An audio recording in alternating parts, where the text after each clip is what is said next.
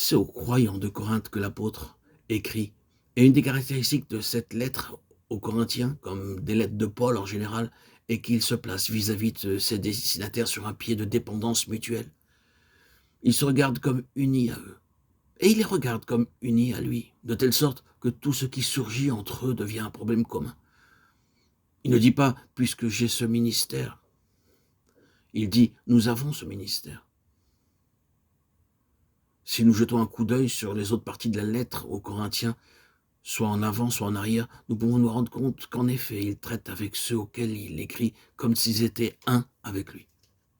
C'est là un de ses grands principes, essentiels ici au but qu'il poursuit. Les Corinthiens ont tout fait pour le provoquer. Ils ont soulevé toutes sortes de questions à son sujet, et certains sont allés jusqu'à mettre en doute la régularité de son apostolat. Il se meut à leur endroit dans une atmosphère de doute, de suspicion, et même d'opposition.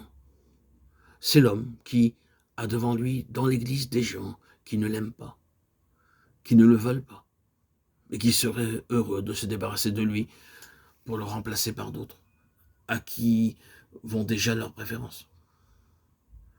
Voilà le genre de difficultés qu'il a affrontées, difficultés communes à bien des ministères.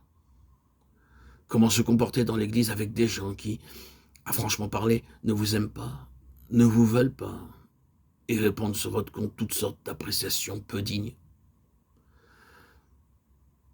Le Saint-Esprit en pareil cas, et c'est là une des belles expressions de la sagesse divine, se solidarise avec eux, leur fait constater qu'ils sont impliqués dans sa propre situation, et lui dans la leur, et traite la chose comme un problème commun aux deux parties. C'est ce que fait Paul. Il descend, pour ainsi dire, au milieu d'eux et se met à leur parler comme s'ils avaient tous à faire face, eux et lui, aux mêmes difficultés. C'est pour cela qu'il dit « nous avons ce ministère ». Si je mentionne la chose, c'est que nous sommes tous appelés à reconnaître que nous avons ce ministère. Ce n'est pas quelque chose qui est réservé par la vertu d'un geste officiel à une certaine classe de gens appelés pasteurs ou missionnaires.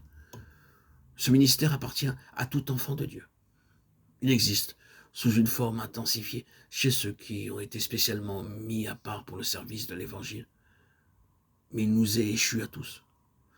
Quand nous pensons au ministère, nous ne nous représentons pas quelque chose de distinct, de séparé, appartenant propre à une catégorie privilégiée de croyants.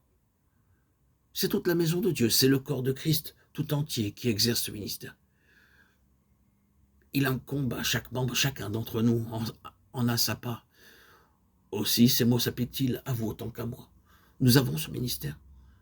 Le ministère qui nous est révélé est celui dont Dieu a besoin, le seul qui soit selon sa pensée.